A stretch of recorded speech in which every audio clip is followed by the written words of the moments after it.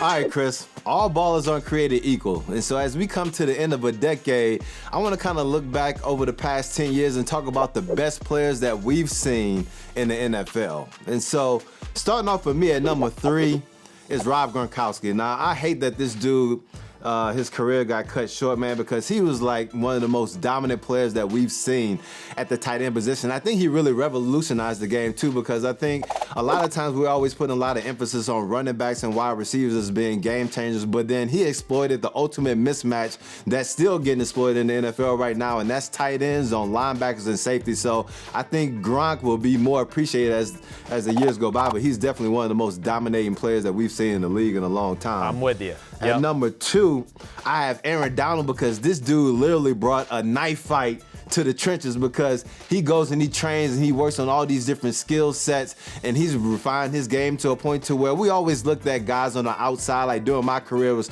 Javon Curse and all these guys who are bringing pressure from the outside.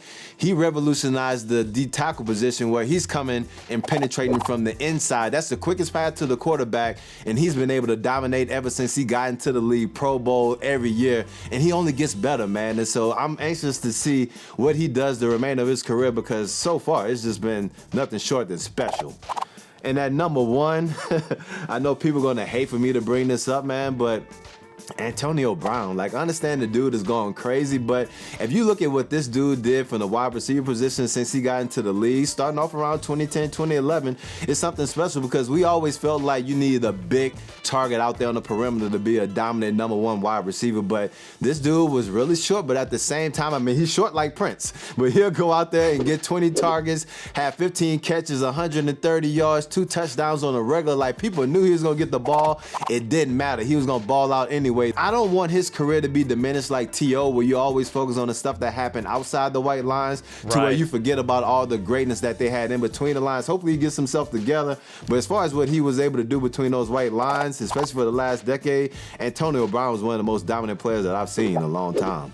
Hey, I'm with you. First off, I like your list. I mean, this is hard, because I feel bad about leaving like people like Von Miller, J.J. Watt. Absolutely. They're not going to make my list. I don't even know how that's possible. Adrian Peterson. Come on. The first time I saw him in person, I was like, man, is he playing in fast forward and the rest of us are in like slow motion? Or what the hell's going on here?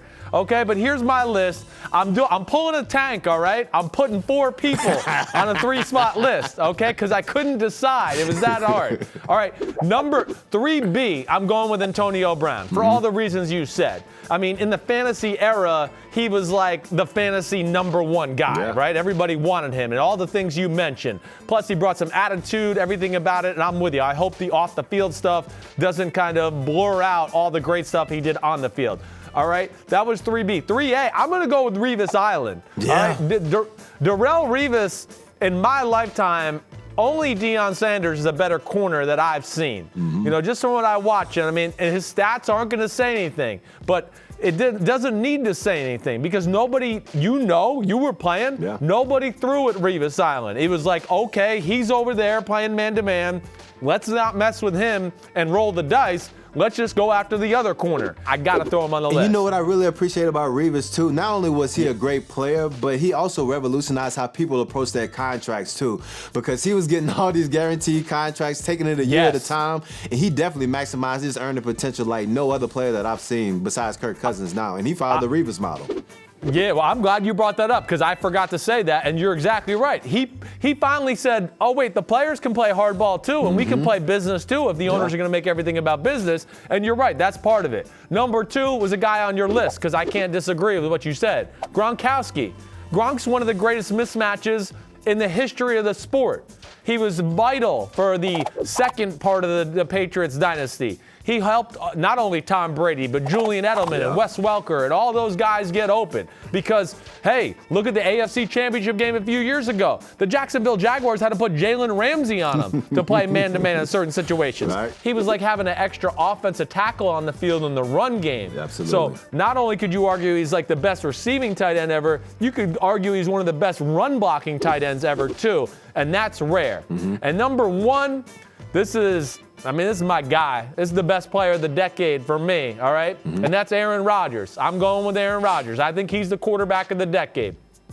quickest to 300 touchdowns, quickest to 40,000 yards, best TD to interception ratio we've ever seen.